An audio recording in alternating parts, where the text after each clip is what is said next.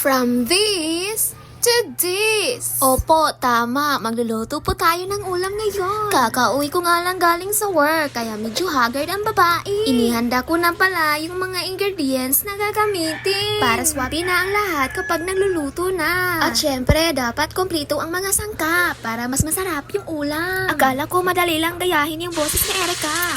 Sobrang hirap pala no. Hindi ko na talaga ito ulitin sa susunod. Dahil nasimulan na natin to, tapusin na natin to kaagad. Ito nga pala yung mga sangkap na gagamitin natin. Syempre, gamit na gamit ang bawang at sibuyas. Sasamahan pa natin yan ng mangga.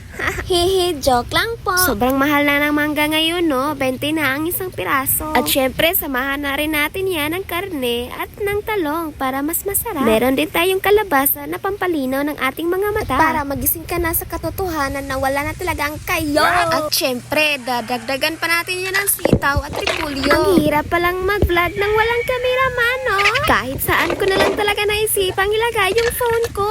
Buti na lang fully paid na to, no? Tinawanan pa nga nila ako dahil baka daw maisama kong lutuin yung cellphone ko. Wag naman puno.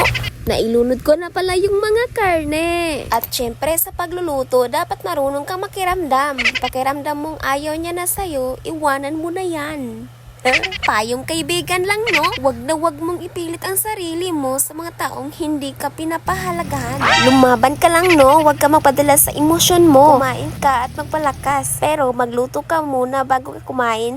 And this is it, pansit. Malapit na tayong matapos. Naisama ko na rin pala yung sitaw at kalabasa. Sila yung inuna ko dahil sila yung matagal na maluto. Nilagyan ko rin ito ng soy sauce para magkakulay naman. After a few minutes, you need to add the eggplant and then the cabbage. And then you need to mix it together and that's tikman mo lang yung lasa. Kung masarap na sa tingin mo, edi goods na yan. Goodbye. Thank you for watching.